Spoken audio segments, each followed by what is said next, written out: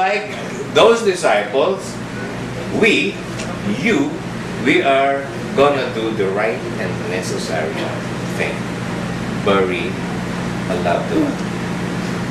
No matter how painful it will be, pero kinakailangan pong dumating. Ganun talaga eh.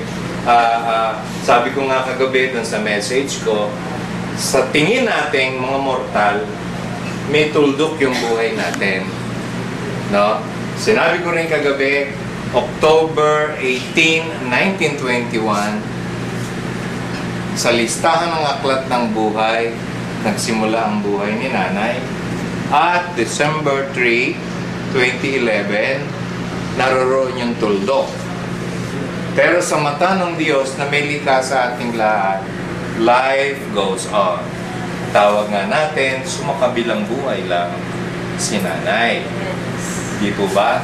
Ang tanong ko kagabi, after this, and in the days to come, yung mga kamag-anak will return home, si Sister Nona will go back to the US, and everybody will go back to your usual job, routine, no? Pero,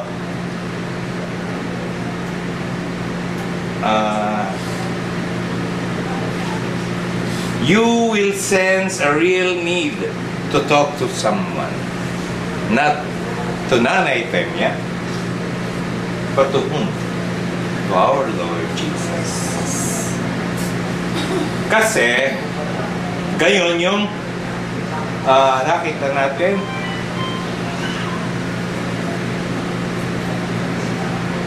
na I can sympathize with what you are feeling right now.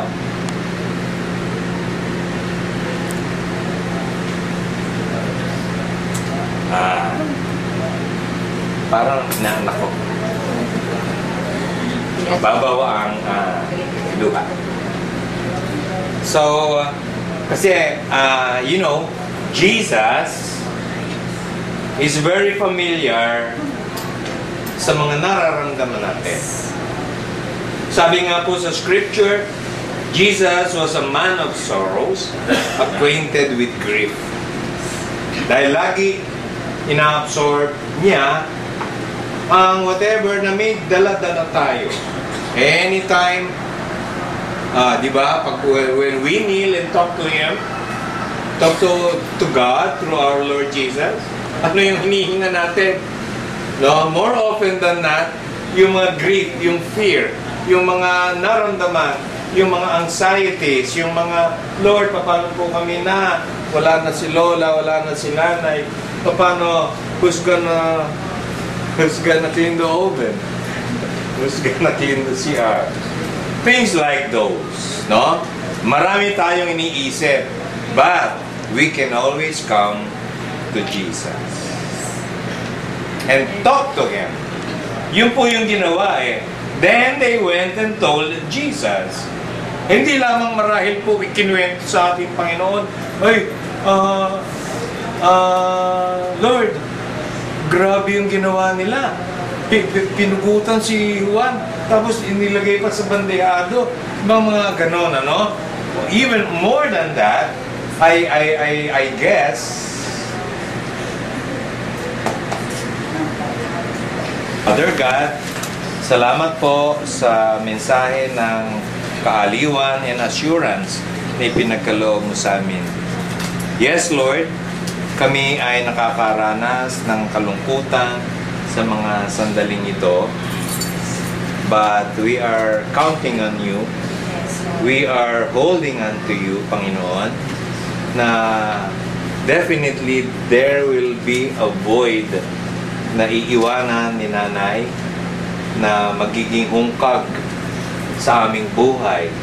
But then we are counting on you na ikaw po ang magpifill ng bakanting iyon.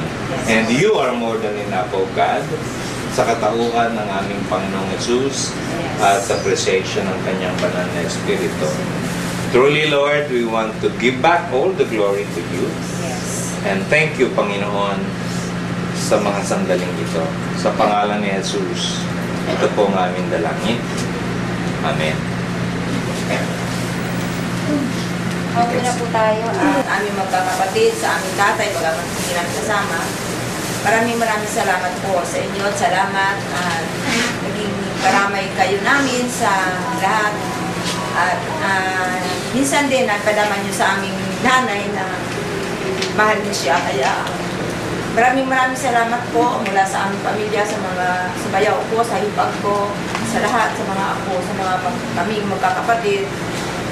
Maraming salamat po sa inyo. And kung meron pong nawala sa atin, alam po natin na ang Panginoon, gusto niya po yung puso natin. May kawalan po, pamilis natin si nanay, pero as you continue to be a good family, we believe mananatili yung bond of love, yung faith sa inyo, dahil yung magandang bagay na pinamana sa inyo ng nanay Yupen. So, dito po kami, pray po. Pray po. Lord God, narito po kami ngayon lumalapit sa iyo na naroroon ang aming pagtitiwala na ikaw po ang dirinig sa aming dalangin. Umaasa kami, Panginoon, na matapos ang pangyayaring ito na kung saan ay bilisan kami ng isang mahal. But then, Lord, naroroon ang kagalakan sa aming mga puso. Dahil alam namin, Lord, na ang pinalalagyan ng aming ina ay nasa isang mas higit na mainam kaysa sa pinalalagyan. Yes, Lord. And that is more than enough assurance, Lord, Yes, Lord. to make us feel happy and joyful. Kasi doon sa kanyang kinalalagyan na kung saan, Lord, ito ang iyong pinangako sa bawat isa, na kung saan naroroon ang iyong Ama, naroroon ang iyong presensya, at naroroon din siya, Panginoon, na aming mahal na ina. At umaasa kami, Panginoon, na eventually, ayon sa iyong Panginoon na pinangako sa amin, ay siya rin naming dadapuan sa bandang huli. Provided, Lord, that we follow everything that you have told us to do. At yun ay ang maging banal, ang maging karapat-dapat sa kaharian na iyong ipiprepare para sa bawat isa sa amin. Father God, right now, loobin mo, Panginoon, ang iyong banal na Espiritu, ang umaliw sa aming mga kapatid, Panginoon, Yes, Lord. na kung saan, Lord, sa paglisa namin sa lugar na ito, and after which, eventually, doon kami makararating sa huling hatungan ng aming ina. And after which, lilisanin din namin iyon. At alaala ang may iwan sa amin. All the good memories that we had with Yes, our Lord. mother. Panginoon, ikaw po ang magpuno ng magiging kakulangan. Yes, Lord. Because Lord, you are, yes, Lord, you are more than enough Yes, para sa amen. bawat isa sa amin. Yes. Kung ano man yung bigatin namin, kung ano man everything that makes us anxious, Panginoon, may agam-agam, mga bagay na nagdudulot ng hindi mainam na nararamdaman sa amin. We can always count on you, O Yes, God, Lord. sa pamamagitan ng aming Panginoong Jesus. Lord, tulungan mo ang sampayang ito, Yes, ang O God. pamilyang ito, Panginoon, Lord. na ang banding na naranasan nila ay magpatuloy, Yes, ang Lord. pag-ibig na bumubuklod sa Yes. bawat isa sa kanila na ipinamana sa kanila ni Nanay Femia sa pamamagitan ng aming Panginoong Jesus Yes. ay manatili sa Yes, kanila. Lord. It was mentioned definitely that all kind of families have their own differences, Lord. Sino ang hindi?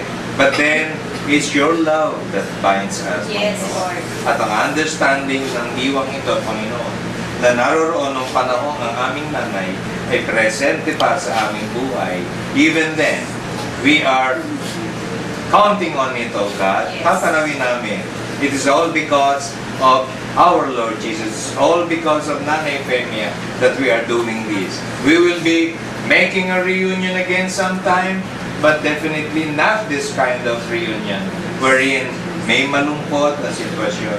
We are looking forward, O God, to another kind of reunion wherein we will be reunited with you our Father, our Lord Jesus, and our Holy Spirit, at ang mga